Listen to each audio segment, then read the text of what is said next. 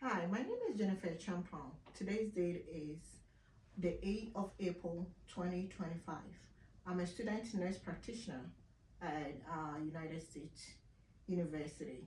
Today's video will be based on thorax and the lungs assessment. All right, the next step, I am going to do a video room scanning. This is the wall one with the ceiling. Then we move to 2 with the ceiling. We move to 3 and the ceiling. And we'll be looking on the floor.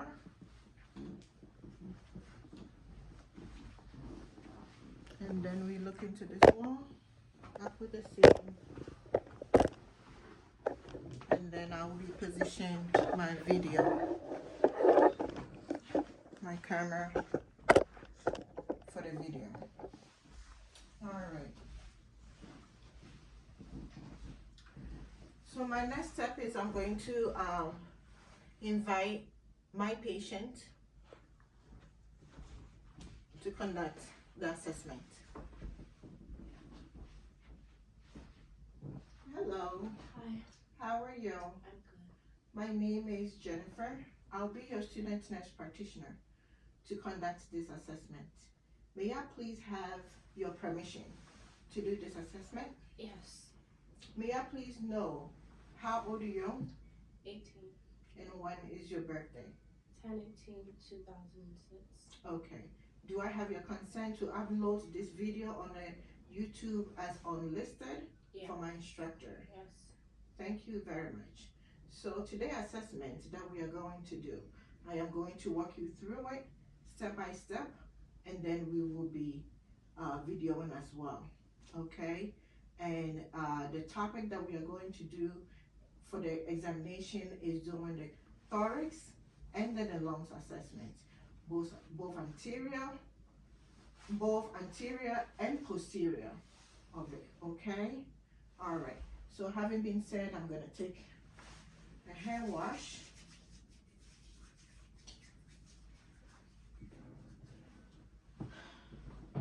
And I would like you to move up this position.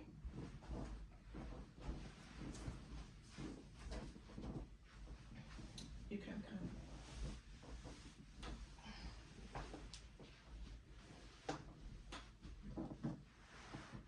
All right. May I please ask you for your permission to take off your top? Yes. Okay.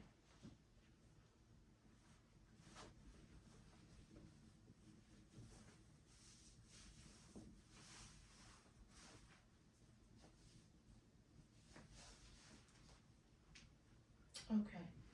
So first, we are going to do the inspection of your chest, both the front and the back. So as the inspection, we are going to inspect if there is any chest deformity, any bowel chest, or any bone deformative. So I've observed the anterior, and in the inspection, there is no bone deformative, there is no bowel chest, and the diameter also look as a normal in the front. I am going to move to your back, to the posterior, to inspect your back posterior, looking for the color, any bone deformative, any bowel chest, and the diameter. So comparing the anterior and then the posterior of the diameter, all appeared equal, while there is no deformative. Now I am going to inspect the respiratory of the chest. So we are going to look for the rate, the rhythm, and the depth of it, which appears to be between 12 and 20 of the rate, but I did get 16 as the respiratory rate. I am going to also inspect the back as well for the posterior, seeing how the breathing is without not using any auxiliary muscles or respiratory restrictions, and then using the diaphragmatic breathing. So as I have inspected the respiratory,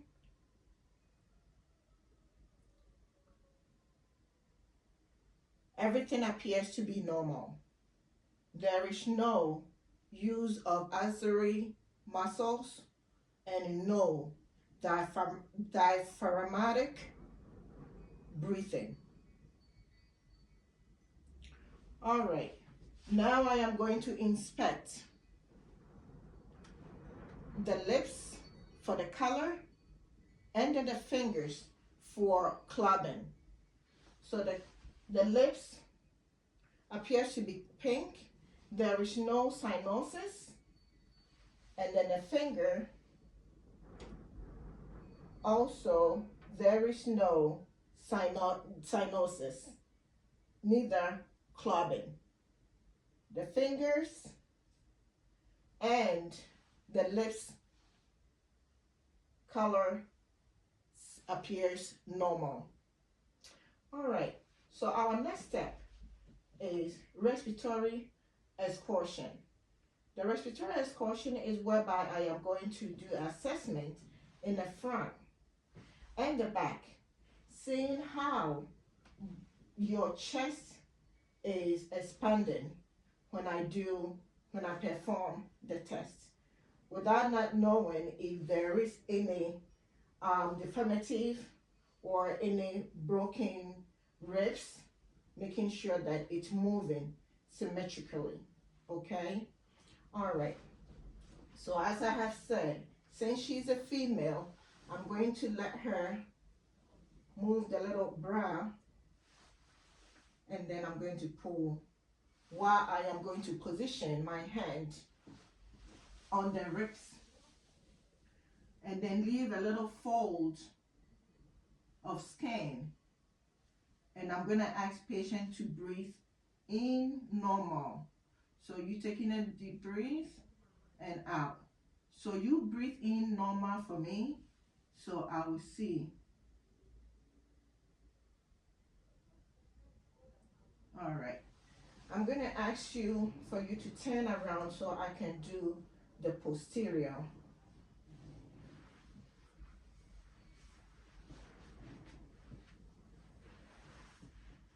All right. So for the posterior, I will be doing the same as doing the palpitation to see how both sides are symmetrical with no deformity in terms of the expansion of the for the back. All right. So first, I'll place my hand on the T10 and create a little fold. So when patient taking a deep breath and out, I will see how the back chest, the back of her back expands. All right, so sit up straight for me. Good job. And I want you to take in a deep breath and out. Okay, breathe in and breathe out. Okay. As the test being performed, the chest, the back of the patient expand equally as that one also performed. All right. Our next test that we are going to do is we are going to do the tactile thermometers, whereby it is the vibration that we will hear from doing assessment on the anterior and posterior of the patient, knowing if there is any air or anything that is trapped at the underneath of the skin. All right. So first, I am going to do your posterior, and I will ask you to turn so I can do your interior. Okay. And I am going to use the ulnar surface, and where that I will place my inner surface at, I want you to say 99. Okay. So saying 99 will let me know where there is air trapped underneath of the skin. That will give me the vibration. Okay. So we are going to do it in a sense of bilaterally on a side to side. All right. Okay. Can you repeat 99 for me? 99, 99, 99, 99, 99, Okay. 99, Good. 99, 99, 99, 99. Okay. So as I perform on the posterior angle and the patient repeated 99, there was no sounds or any air trapped there. So the vibration appears to be indicate normal. I'm going to let the patient also turn around to me so I can assess the same tactile thermometers also in the anterior position. Please turn.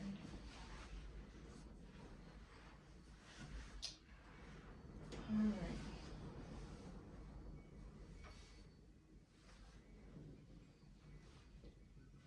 Alrighty. So we are going to do the same process as we did for the back. And then when I place my ulnar surface to the angle, you will say repeat 99 for me. So I will know where I can feel the vibration. Okay? 99, 99, 99, 99, So as a female, I'm going to ask you to lift up your bra a little bit so I can. 99, 99, 99, 99. Okay. Thank you very much. So as the tactile femoral is done posterior and in the anterior, I did not feel any vibration, which indicates there is no air or maybe any fluid trapped underneath of the skin. Alrighty, so our next step that we are going to do is we are going to do something called costocondylar tenderness. We are going to feel your rib cage and your sternum, making sure there is no broken bone indicate on your ribs or at the mid sternum. Okay, so I'm just going to palpate there, and then let me know if there's any pain around any of where I will do the assessment.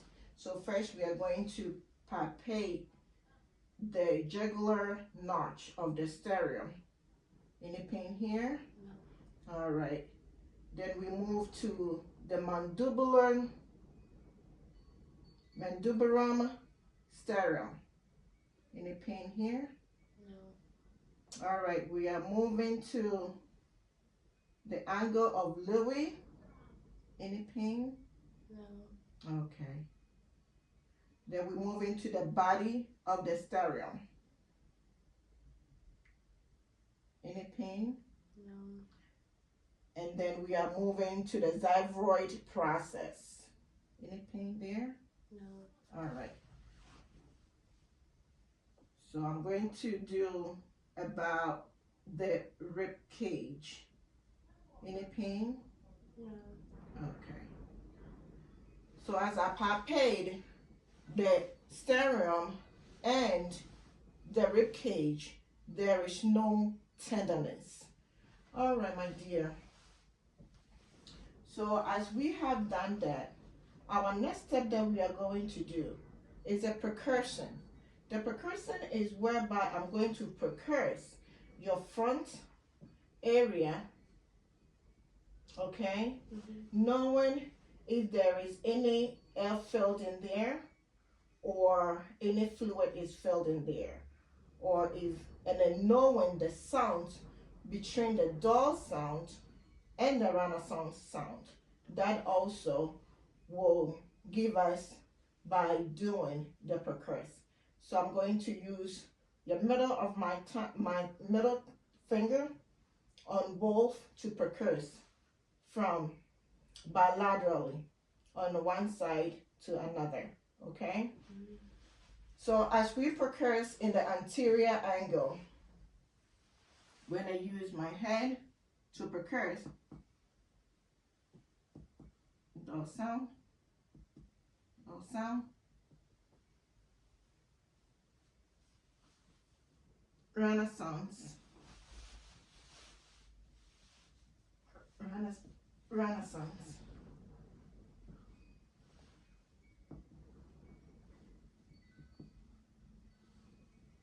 dorsal, dorsal, dorsal, dorsal, Renaissance, and Renaissance. All right, so doing the percussion for the front, I came to notice and I indicate where I can hear the dull sounds and the Renaissance sounds. So the same token, I'm going to ask my patient to move so I can expose to the back, the posterior angle, and then percuss the same at the back. Please turn around for me. All right. So we are going to percuss the posterior angle with a lateral pattern so we can know where we can assess the dull sound and the Renaissance sounds as well. All right, so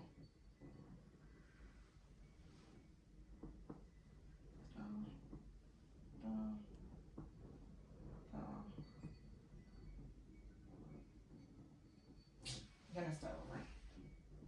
Down, down, down, down, 2, 3, 3, 4, and 4. Then we're gonna do the 5 and then 6. Do the 5 and then 6.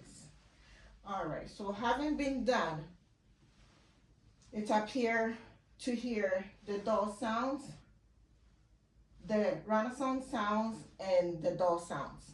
Okay, now I'm going to do something called diaphragmatic exsuction, whereby the diaphragmatic exsuction, it will tell the distance between the inspiration and the expiration distance when a patient takes in a deep breath and exhale. So first, I will ask the patient to exhale and then hold her breath. All right. So this diaphragmatic, I am going to walk you through, and then please follow my instructions, okay? So first, I want you to exhale for me and hold it. When you exhale, then you hold it, all right? And I'm going to percurse downward to feel where I can experience the dull sound, all right? So I want you to exhale and then hold it.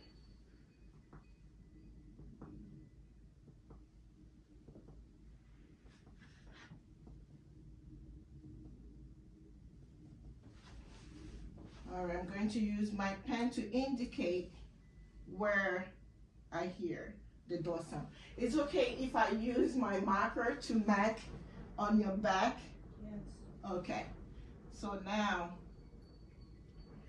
I am going to ask the patient to, now I have seen and I have marked where I heard the dull sound when the patient is exhale and then held the breath.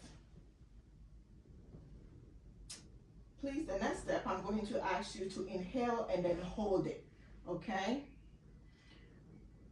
Please inhale and then exhale. And then I'm going to percurse and then feel where I can experience the dull sound, whereby it was filled at this angle. So after knowing the diaphragmatic exhaustion, I will now take my measurement to measure from the expiratory and then inspiratory. The expiration, which is the expiration, and the inspiration, which gives me between 3.5 to 5 centimeters. So the diaphragm, that is the performance of the diaphragmatic exhaustion. All right. The next step is to also listen by using the diaphragm to auscultate the sounds of the lungs, where to hear if the lungs is filled with fluid or air, or whereby you can hear the sounds of wheezing, crackers, bronchi, or the real sound, or any cause fine of the lungs. All right, so now I am going to do auscultation of the posterior angle with the diaphragm. Listen like in a lateral pattern on both sides.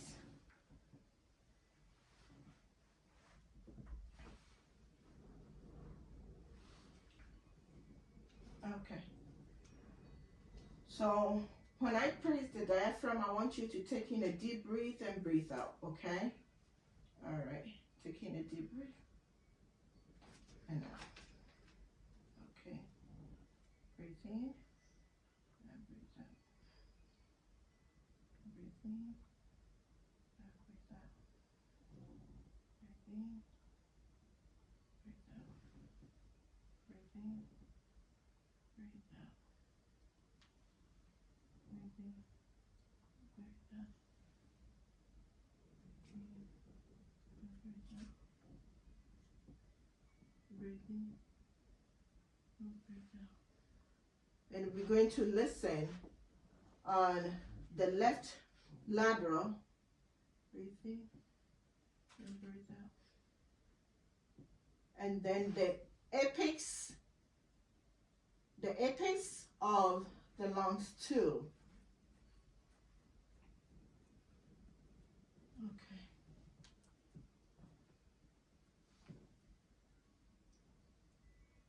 And we're can listen to the apex of the lungs.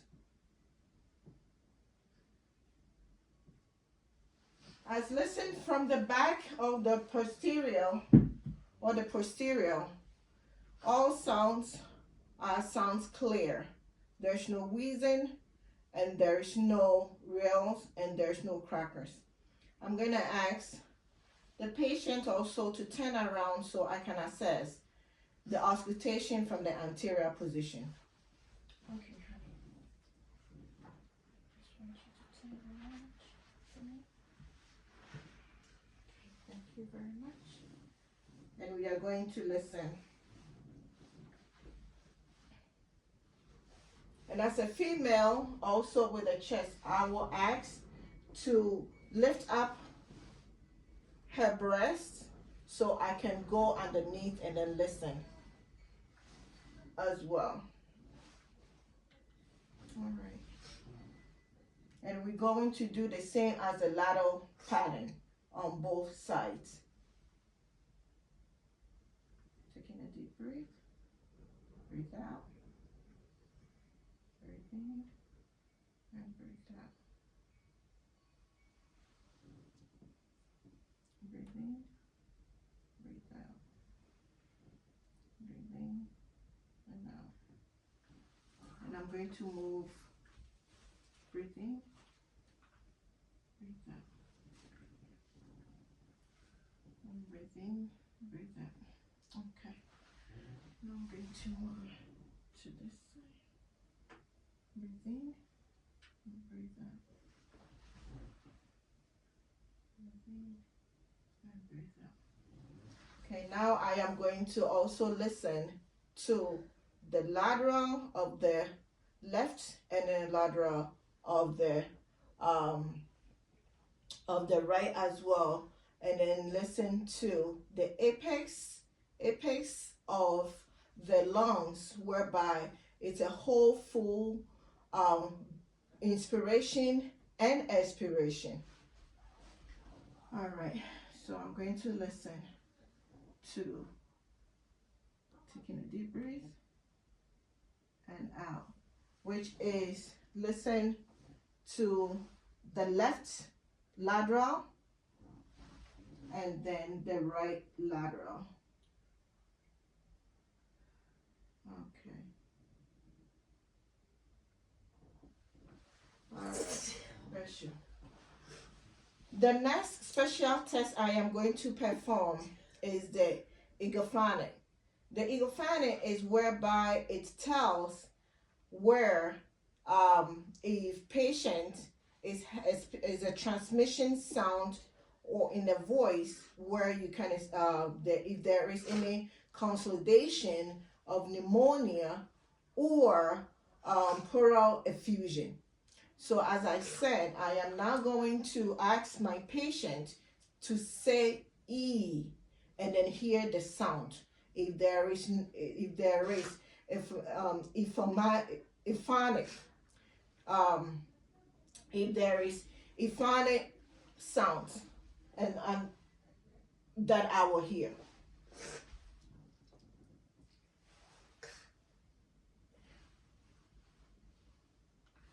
All right. Can you say E? E.